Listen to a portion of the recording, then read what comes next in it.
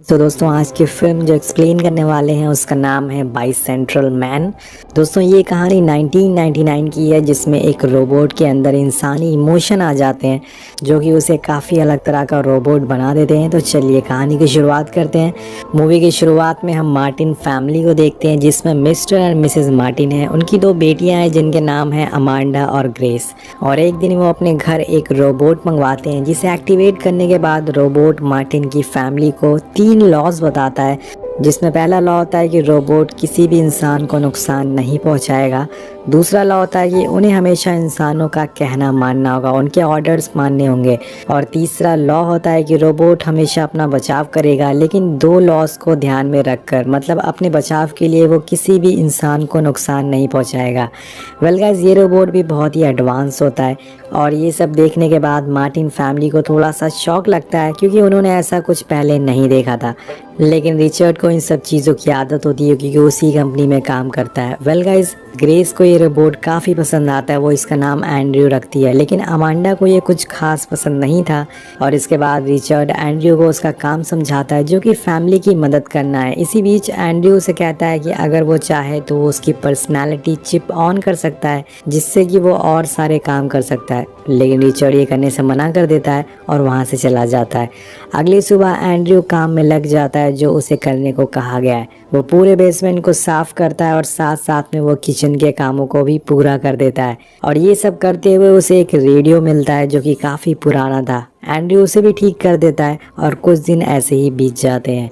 एक दिन जब रात में एंड्रयू ग्रेस के कमरे में पहुंचता है तो ग्रेस उसे गलत ऑर्डर देती है और वो उसे खिड़की से कूदने को कहती है।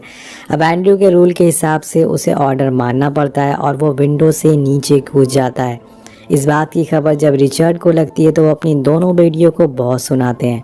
उनसे बोलते हैं कि ये चाहे रोबोट ही क्यों ना हो, लेकिन आज से सभी लोग इससे इंसानों जैसा बर्ताव करेंगे क्योंकि ये भी अब हमारी फैमिली का एक हिस्सा है। और अगले दिन फैमिली के सभी लोग एंजॉय करने बीच जाते हैं। जहां अमांडा को एंजॉय करता है देख एंड्रयू उसके पास जाता है। अमांडा उसे एक शीशे का खिलौना देती है जो कि उसके हाथों से छूट के टूट जाता है, जिससे अमांडा बहुत नाराज हो जाती है और इस बात से एंड्रयू को भी काफ़ी बुरा लगता है। अब वापस आने पे वो बेसमेंट में जाता है जहाँ वो पड़े हुए लकड़ी से एक सुंदर सा घोड़े का खिलौना बनाता है जिसे वो अमांडा के बेड पे जाके रख देता है। जब अमांडा इसे देखती है तो वो बहुत ही खुश हो जाती है और यहाँ से उन दोनों की दोस्ती की शुरुआत हो जाती है। अगली मॉर्निंग जब रिचर्ड उस खिलौनों को देखता है तो हैरान हो जाता है। वो अपनी वाइफ से बोलता है कि कितनी अजीब बात है ना, कैसे कोई मशीन अपनी इमेजिनेशन और क्रिएटिविटी से इतनी अच्छी चीज़ें बना सकती है। उसी रात रिचर्ड को बेसमेंट से रेडियो चलने की आवाज़ आती है। जब वो नीचे जाता है तो एंड्रयू एक गाने को एंजॉय कर रहा था। ये देखकर वो काफ़ी हैरान हो जाता है क्योंकि एक रोबोट ऐसा कर रहा है, ऐसा कैसे पॉसिबल हो सकता है, मतलब वो एक गाने को कैसे एंजॉय कर सकता है, उसके अंदर फीलिंग कहाँ से आ सकती है। अब अगले दिन वो उसे लेके इंडियाना रिसर्च सेंटर जाता है जहाँ वो वहाँ के सीईओ डेनिस को एंड्रयू का बनाया हुआ खिलौना दिखाता है और उसे बताता है कि इसके अंदर इंसानी इमोशन आ गए हैं जैसे कि दोस्ती, प्यार। वो पूछता है कि क्या ये सब इसके अंदर पहले से इंस्टॉल था। डेनिस बोलता है कि नहीं, ऐसा कुछ नहीं है, मे बी एक डिफेक्टिव पीस बन गया हो। और बोलता है कि अगर आप इसे रिप्लेस करना चाहते हैं तो आपको दूसरा रोबोट दे दिया जाएगा। लेकिन रिचर्ड उसे ऐसा करने से मना कर देता है और वहाँ से चला जाता है। घर आने पर वो एंड्रयू के सिस्टम में कुछ और चीज़ों को ऐड करता है जिसमें कि अब वो घर के काम नहीं बल्कि अपनी हॉबीज़ को भी पूरा करेगा। इसके साथ साथ वो अपनी क्रिएटिविटी को भी टाइम देगा जैसे कि वो और अच्छी चीज़ें बना सके। और वो ये भी बोलता है कि उसे वो हर रोज़ इंसानों के जीने के तरीके सिखाएगा। धीरे धीरे समय बीतने लगता है और एंड्रयू अब मार्टिन की फैमिली का एक हिस्सा बन चुका था।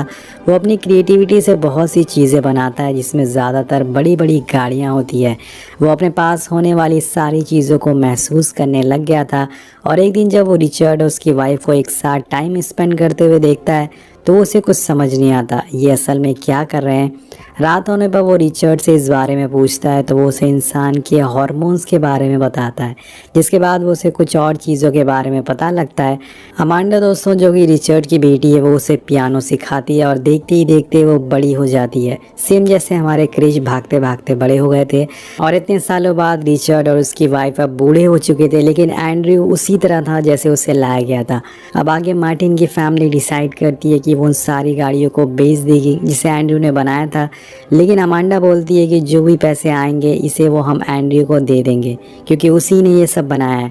लेकिन मार्टिन उसे समझाता है कि हमें एंड्रयू से इतना इमोशनली अटैच नहीं होना चाहिए क्योंकि वो बस एक रोबोट है और आखिर में वो सिर्फ एक मशीन है। लेकिन अमांडा उसे एक मशीन नहीं मानती क्योंकि वो इतने समय से उसके साथ है। अब अमांडा की ज़िद के आगे उसके डैड हार जाते हैं और कुछ दिन बाद वो उन गाड़ियों को बेच देते हैं। अपने लॉयर से कह के वो एंड्रयू का एक बैंक अकाउंट खुलवाते हैं और उन पैसों को उसी में जमा करवा देते हैं। अब अमांडा की दोस्तों शादी फ्रैंक नाम के लड़के से होने वाली थी और इस बात की न्यूज़ को एंड्रयू को दे दी जाती है जो कि बेसमेंट में काम कर रहा होता है। अमांडा अचानक से उसके पास आती है जिसके चक्कर में एंड्रयू की उंगली कट जाती है और अमांडा को लगने लगा था कि वो कहीं ना कहीं एंड्रयू को चाहने लगी है, लेकिन वो ये भी जानती थी कि एंड्रयू को इस बात का ज़रा भी अंदाज़ा नहीं है क्योंकि वो एक रोबोट है। अब जाते जाते अमांडा उसे बोलती है कि तुम मेरी शादी में सूट पहनकर ज़रूर आना, मुझे अच्छा लगेगा।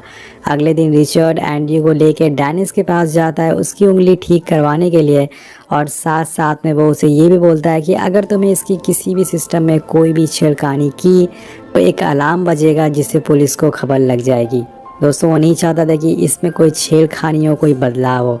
इसी बीच एंड्रयू बोलता है कि क्या वो उसके फेस का एक्सप्रेशन को भी चेंज कर सकते हैं, तो सीईओ बोलता है हाँ ऐसा पॉसिबल है लेकिन इसमें बहुत सारे पैसे लगेंगे। तो रिचर्ड ने जो एंड्रयू की बनाई हुई गाड़ियाँ बेची थी उसे जो पैसे मिले थे वो उसे दे देता है और उसका फेस एक्सप्रेशन को अपग्रेड करने के लिए हाँ बोल देता है। अब सीन शिफ्ट होता है और हम देखते हैं कि आज अमांडा की शादी है और वहाँ एंड्रयू भी मौजूद होता है। अब उसका फेस एक्सप्रेशन भी चेंज हो चुका है, वो रो सकता है, हंस सकता है, जो भी एक्सप्रेशन होंगे वो उसके फेस पर दिखने लगेगा। वेल शादी ख़त्म होने के बाद रिचर्ड काफ़ी उदास होकर बैठा होता है, तभी उसके पास एंड्रयू आता है और उसे उदास देखकर वो उससे पूछता है कि सर आपको क्या हुआ है। तो रिचर्ड बोलता है कि अब मैं बहुत अकेला हो चुका हूँ।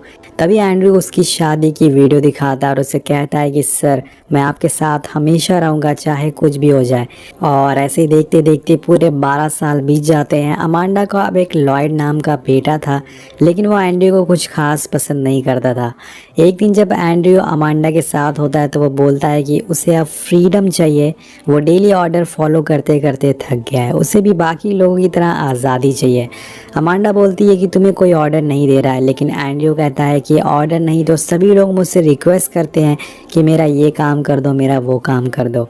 एंड्रयू बोलता है कि मैं चाहता हूँ कि मैं आप लोगों के साथ रहूँ लेकिन मैं इस दुनिया को एक्सप्लोर करना चाहता हूँ, नई जगह पर जाना चाहता हूँ, दुनिया घूमना चाहता हूँ, इसको भी बनी बनना है दोस्तों। वेल अब उसी रात एंड्रयू रिचर्ड के पास जाता है, वो उसे चेक देता है और कहता है कि उसे इन पैसों के बदले आज़ादी चाहिए, फ्रीडम चाहिए। रिचर्ड कहता है कि तुम अब यहाँ से जाना चाहते हो। एंड्रयू बोलता है कि नहीं मैं आपके साथ ही रहूँगा, लेकिन रिचर्ड उससे नाराज़ हो जाता है और कहता है कि अगर तुम्हें फ्रीडम चाहिए तो तुम्हें ये घर छोड़कर जाना होगा। एक तरह से रिचर्ड भी नहीं चाहता था कि एंड्रयू कभी उससे दूर जाए, जिस वजह से वो अमांडा से गुस्सा होता है क्योंकि उसका मानना था कि उसने ही एंड्रयू को बहकाया है। लेकिन अमांडा कहती है कि आपने एंड्रयू को इतनी किताबें पढ़ने के लिए दी जिस वजह से वो ग्रो होता गया और वहीं से उसने फ्रीडम के बारे में सीखा है। अब आप लोग सोच सकते हैं कि किताबें एक रोबोट के ऊपर ऐसा बदलाव ला सकती हैं तो इंसान उसे पढ़ने से कितना आगे बढ़ सकता है। वेल कहानी पर आते हैं। अब रिचर्ड भी समझ गया था कि उसे एंड्रयू को फ्रीडम दे देनी चाहिए, इसलिए अगले दिन वो उसे बोलता है कि अब तुम फ्री हो और यहाँ से चले जाओ। ये बोलते हुए रिचर्ड को काफ़ी बुरा लगता है लेकिन वो मजबूर होता है, एंड्रयू को ये घर छोड़ने को कहता है। अब कुछ दिन बाद एंड्रयू समुंदर के किनारे एक ज़मीन खरीदता है और वहाँ अपना छोटा सा घर बनाता है।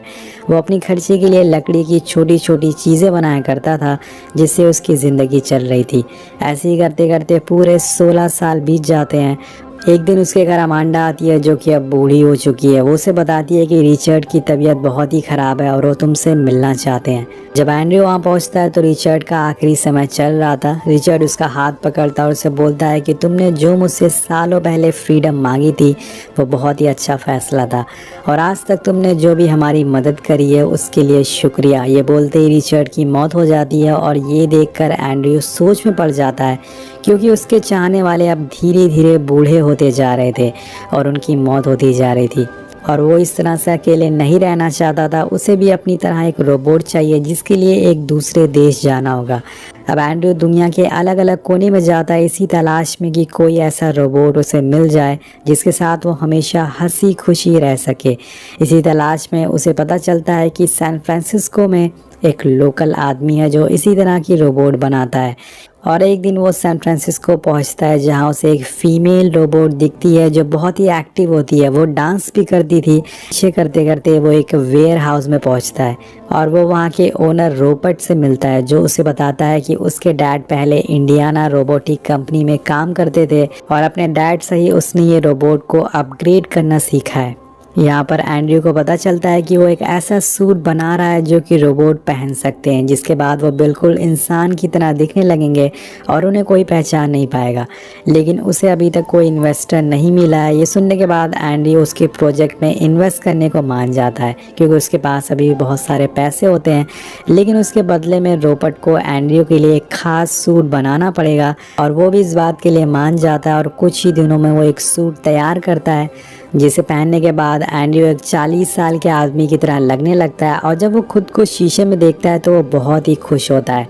वो सीधा अमांडा से मिलने जाता है जहां वो एक यंग लड़की को पियानो बजाते हुए देखता है जो दिखने में बिल्कुल अमांडा की तरह थी। एंड्रयू से पूछता है कि तुम इतनी जवान कैसे हो गई, लेकिन वो लड़की एंड्रयू को पहचान नहीं पाती और तभी वहां पर अमांडा आती है जो कि अब बहुत ही बूढ़ी हो चुकी है। वो एंड्रयू को देख के उसे छू कर पहचान जाती है और उसकी सच्चाई जानने के बाद वो काफ़ी खुश होती है। और कुछ देर बाद एंड्रयू को पता चलता है कि जो ये यंग लड़की है वो बिल्कुल अमांडा की तरह दिख रही है। वो अमांडा की पोती है, मतलब कि लॉयड की बेटी। अब इसी तरह से कुछ और समय बीत जाता है और एंड्रयू ने एक डॉग भी अब अडॉप्ट कर लिया था। कुछ दिन बाद उसे खबर मिलती है कि अमांडा को हार्ट अटैक आया है और ये सुनने के बाद वो इससे मिलने के लिए हॉस्पिटल पहुंचता है। और यहाँ पर अमांडा के हाथों में वो वही खिलौना देखता है जो उसे बचपन में उसने दिया था। ये देखने के बाद वो काफ़ी इमोशनल हो जाता है और अमांडा अपने आखिरी समय में उसकी दोस्ती के लिए उसका शुक्रिया अदा करती है और फिर वो भी इस दुनिया को छोड़कर चली जाती है। हम देखते हैं कि एंड्रयू के सामने ही 2 जनरेशन गुजर चुकी है, लेकिन एंड्रयू अभी भी वैसा ही है। अपने सबसे पहले दोस्त को अपने से दूर जाते देखकर वो काफ़ी उदास हो जाता है और ये सब देखने के बाद वो सीधा रोबोट के पास जाता है जहाँ वो उससे कहता है कि वो चाहता है कि उसकी बॉडी के अंदर वो सिंथेटिक ऑर्गन जिससे वो बिल्कुल इंसानों की तरह बन सके, जो कि तुम्हारे लिए एक नया एक्सपीरियंस होगा। पर एंड्रयू मान जाता है और कुछ दिन बाद रोबोट कुछ सिंथेटिक ऑर्गन बनाता है और इसी दौरान एंड्रयू अमांडा की पोती जिसका नाम पोर्शिया होता है वो उससे मिलने जाता है। वो लोग एक दूसरे को काफ़ी समय देते हैं और धीरे धीरे दोनों एक दूसरे को पसंद करने लगते हैं। और एक पार्टी के बाद वो दोनों इंटीमेट होने वाले थे, लेकिन अगले दिन पोर्शिया उसे बोलती है कि वो एक रोबोट से प्यार नहीं कर सकती। तो एंड्रयू बहुत दुखी हो जाता है और सीधा रोबोट के पास जाता है। वो सिंथेटिक ऑर्गन अपने अंदर डालने के लिए कहता है और देखते ही देखते दोस्तों फाइनली एक ऑपरेशन के बाद वो ऑर्गन उसके अंदर लगा दिए जाते हैं। एंड्रयू खुशी खुशी पोर्शिया के पास जाता है और उससे कहता है कि अब वो पूरी तरह से इंसान बन चुका है। वो उसकी आंखों में उंगली डालने को कहता है और जब वो ऐसा करती है तो एंड्रयू को दर्द हो रहा था, मतलब वो चीज़ों को फील भी कर सकता है। इसके बाद वो कहता है कि अब तो हम रिलेशनशिप में आ सकते हैं, लेकिन पोर्शिया उसे मना कर देती है और बोलती है कि वो उसके साथ नहीं रह सकती क्योंकि कुछ ही दिनों में उसकी चार्ल्स के साथ शादी होने वाली है। और कुछ दिन बाद एंड्रयू के पास रोबोट आता है और वो दोनों पोर्शिया के इंगेजमेंट में पहुंचते हैं जहां एंड्रयू उसे बताता है कि वो पोर्शिया को किसी और के साथ देखकर जेलस फील कर रहा है। ये सुनने के बाद रोबोट उसे कहता है कि आय हाय लौंडे को प्यार हो गया है। लेकिन अब क्या कर सकते हैं दोस्तों, वो दोनों उदास होकर घर वापस आ जाते हैं और वहाँ रोबोट उसे बताता है कि अब वो एक नया मॉडिफिकेशन लाने वाला है जिससे एंड्रयू चीज़ों को टेस्ट भी कर सकता है और उसे खा भी सकता है और साथ साथ में वो कंप्लीट मैन भी बन जाएगा, मतलब कि अब छोटा एंड्रयू भी आने वाला है। और कुछ दिन बाद एंड्रयू दोबारा से पोर्शिया के पास जाता है। वो उसे प्रपोज करता है लेकिन एक बार फिर से वो उसे मना कर देती है, पर एंड्रयू उसे एक बार किस करने को कहता है और फिर दोनों किस करते हैं जिससे प्रूव हो जाता है कि पोर्शिया भी एंड्रयू से प्यार करने लगी थी। लेकिन पोर्शिया बोलती है कि उन्हें समाज में कोई एक्सेप्ट नहीं करेगा। और ये सच को बदलने के लिए एंड्रयू कोर्ट में एक केस फाइल करता है जिसमें वो चाहता है कि उसे एक ह्यूमन बीइंग की तरह ट्रीट किया जाए। लेकिन फिर भी दोस्तों एंड्रयू एक केस हार जाता है क्योंकि वो सब कुछ तो कर सकता है पर एक चीज़ नहीं कर सकता है, वो है समय के साथ चलना। यानी कि इंसान जिस तरह से जवान होते हैं और फिर बूढ़े होकर मर जाते हैं वो ऐसा नहीं कर सकता। और केस हारने के बाद वो बिल्कुल उदास हो जाता है और इसी तरह से कुछ और साल बीत जाते हैं। अब पोर्शिया भी दोस्तों बूढ़ी हो चुकी थी और एक रात जब वो दोनों बात कर रहे होते हैं तो पोर्शिया कहती है कि वो बूढ़ी हो चुकी है लेकिन वो अभी भी वैसा ही है। तभी एंड्रयू बोलता है कि ऐसा तुम्हारे साथ भी हो सकता है, तुम भी हमेशा के लिए जी सकती हो। लेकिन ये सुनने के बाद वो बहुत ही गुस्से में आ जाती है और बोलती है कि ऐसा नहीं हो सकता है, इंसान को कभी न कभी मरना पड़ता है और यही कुदरत का कानून है। इंसान को एक समय के लिए बनाया गया है और यही सही है जिससे कि वो हर समय का मज़ा ले सके। तुम्हारे लिए समय का कोई मतलब नहीं है लेकिन इंसान के लिए समय बहुत ही कीमती है, बहुत ही मायने रखता है। जिसके बाद एंड्रयू के दिमाग में रिचर्ड की कही हुई बात याद आती है जिसमें उसने कहा था कि इंसानों के लिए टाइम कम है लेकिन तुम्हारे लिए टाइम एंडलेस है, तुम्हारे लिए टाइम का कोई मतलब नहीं है। और एंड्रयू नहीं चाहता कि वो अनंत काल तक जिए, वो नहीं चाहता कि पोर्शिया के जाने के बाद वो अकेला हो जाए दोबारा से। इसके लिए वो रोबोट के पास जाता है जो कि अब बिलियनर बन चुका है, उसकी रोबोटिक कंपनी अब बहुत ही बड़ी हो चुकी है। एंड्रयू उससे कहता है कि वो हमेशा के लिए नहीं जीना चाहता, वो भी इंसानों की तरह एक दिन मरना चाहता है। तो रोबोट उसे बताता है कि उसकी बॉडी के अंदर जब सिंथेटिक ऑर्गन डाले गए थे तो उसके साथ उसे चलाने के लिए एक लिक्विड भी डाला गया था और जिसकी जगह पे हम अब खून डाल देंगे जिससे कि वह पूरी तरह से इंसान बच जाएगा। लेकिन वो उसे एक और बात बताता है कि 30 से 40 साल बाद ये खून धीरे धीरे ख़त्म होने लगेगा जिससे वो बूढ़ा हो जाएगा और एक दिन मर जाएगा। और एंड्रयू इस सच को एक्सेप्ट कर लेता है और उसके अंदर अब खून डाल दिया जाता है। और देखते ही देखते अब कई और साल बीत जाते हैं और अब एंड्रयू एक बार फिर से कोर्ट के सामने आता है लेकिन इस बारी वो बूढ़ा हो चुका है और उसे जीते जीते 200 साल बीत गए हैं। अब जाके वह बूढ़ा हुआ है और वो कोर्ट को बताता है कि वो हमेशा से इंसानों की तरह जीना और मरना चाहता था और अब कोर्ट फैसला सुनाने के लिए उससे थोड़ा समय मांगती है। इसके कुछ समय बाद हम एंड्रयू और पोर्शिया को देखते हैं जो कि एक साथ लाइफ सपोर्ट पर होते हैं। तभी उनके सामने कोर्ट की सुनवाई होती है जिसमें कोर्ट उसे फाइनली एक इंसान घोषित कर देती है। लेकिन ये सुनने से पहले ही वो पोर्शिया का साथ छोड़कर चला जाता है, उसकी मौत हो जाती है। जिसके बाद पोर्शिया भी नर्स से कह के अपना लाइफ सपोर्ट हटवा देती है जिससे वो दोनों साथ में गुजर जाते हैं। और यहाँ पर एक खूबसूरत कहानी का अंत हो जाता है। दोस्तों सही कहा गया है कि इंसानों को एक लिमिट समय इसलिए दिया गया है ताकि वो हर चीज़ का मज़ा ले सकें। अगर समय उनके लिए एंडलेस हो जाए, अगर वो अमर हो जाए तो सभी अपने चाहने वाले उनसे दूर हो जाएंगे और वो हमेशा अकेले रह जाएंगे। आप इसके बारे में क्या सोचते हैं नीचे कॉमेंट करके ज़रूर बताइएगा। मिलते हैं आपसे अगली वीडियो में। Thank you.